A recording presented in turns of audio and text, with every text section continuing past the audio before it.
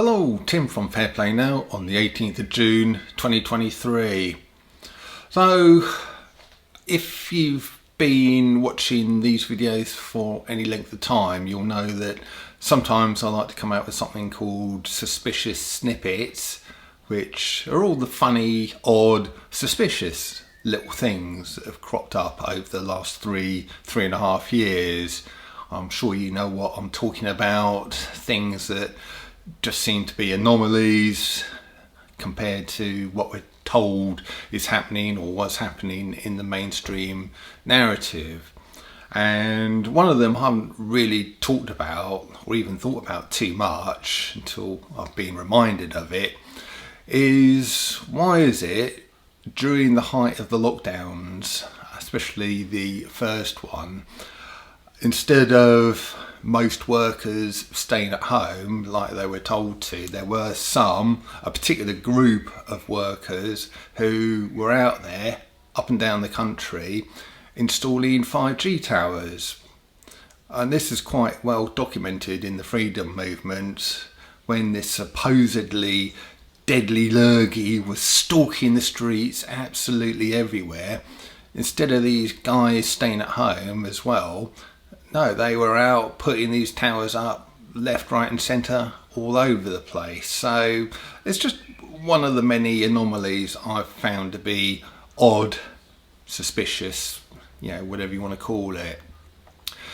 Now, I'm going to talk about 5G today. It's something I haven't really talked about before in these videos, well, not much anyway.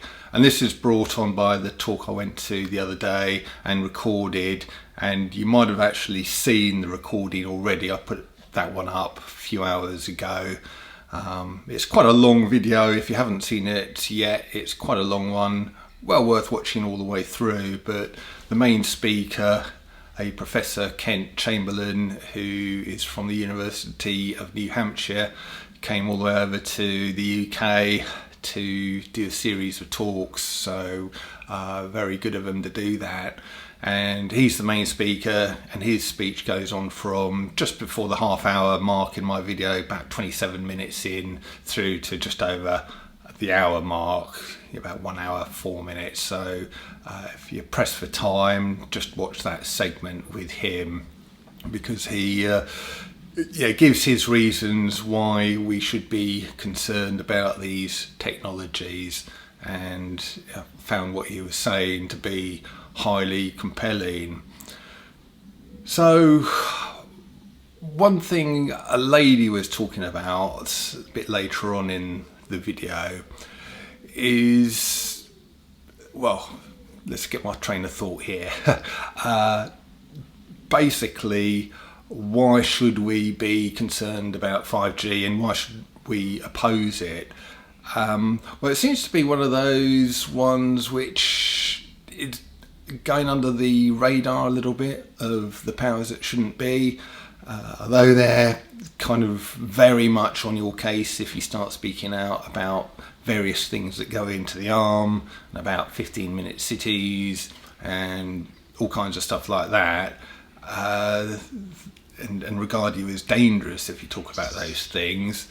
If you talk about the dangers of 5G, they just don't seem to be concerned at all, whether they just think we're harmless cranks or whatever it is. But, I can put out a video like this and talk about it without any fear of censorship and getting into trouble with this platform, for instance. So it seems to be one that's going under the radar, but as this lady was saying, circling back to what I was going to say a few minutes ago, she was saying it's a good one to attack them on, because first of all, 5G campaigners are starting to get quite a lot of traction. One lady, again, if you watch the video all the way through, says that just in her area, which is Bristol, I think, they've got 60 masts refused, the planning permission for them refused. So that's 60 of them that would have gone up that haven't. And this is happening absolutely all over the place. The group who organised the talk the other night, called 5G in Merton, .com. You don't necessarily have to be in that area in Merton, which is kind of near Wimbledon, southwest London.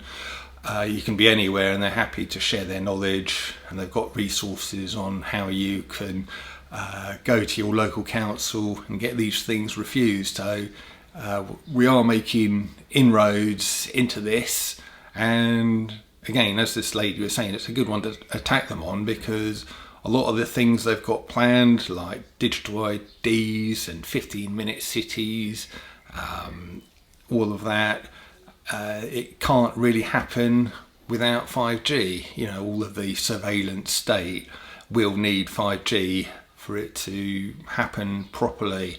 And if we can kind of get the plans for 5G scuppered, you by default also scupper the plans for all of these other things, and this sort of horrible dystopian future that so many of us think is coming.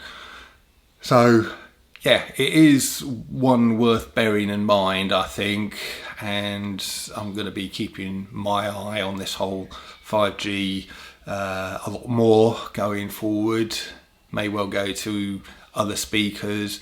There was a lady towards the end who you'll hear them on the video referring to Dr. Erica, but unfortunately her talk, she didn't want it to go out on these videos for some reason. Not sure why, because I thought her presentation was really, really good and informative as well. But hopefully she'll change her mind. We're kind of working on her to change her mind on that, so that video might be forthcoming soon, but at the moment I'm going to respect her wishes and sort of not put that on.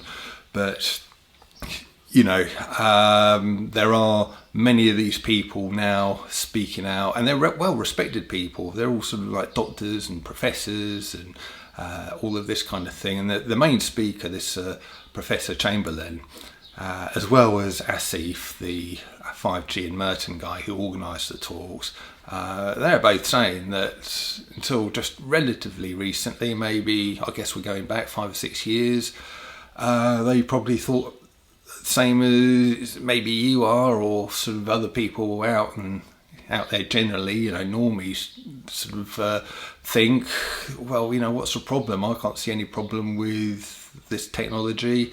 And it was only when they started looking into these things, doing a deep dive in their kind of studious, you know, university professor type ways of analysis and research, that they sort of found out, hang on a minute, there is something to be concerned about here. So these people have been red-pilled in recent times about this, and maybe it's time that we were all red-pilled about 5G. And as, again, one person put it, it may well be like another asbestos. In the talk, one of the guys in the talk was saying that this lady was warning about the dangers of asbestos in not the 1990s, but the 1890s. And it took until the 1990s to finally get asbestos banned, so a full 100 years. And no doubt people called her, this lady from the 1890s who was speaking out against it, and other people who were speaking out against asbestos in subsequent years and decades from there, no doubt calling them kind of cranks and you know, what you're worried about, yeah, asbestos is nothing to worry about. It's used all over the place, and no one that we can see is coming to any harm from it. And we all know how that one ended up. So if there are concerns about these technologies, wireless technologies and 5G, and from what these guys and girls are saying, it looks like there is cause for concern. Let's hope it doesn't take another 100 years for and many lives lost for these dangers to become sort of well known.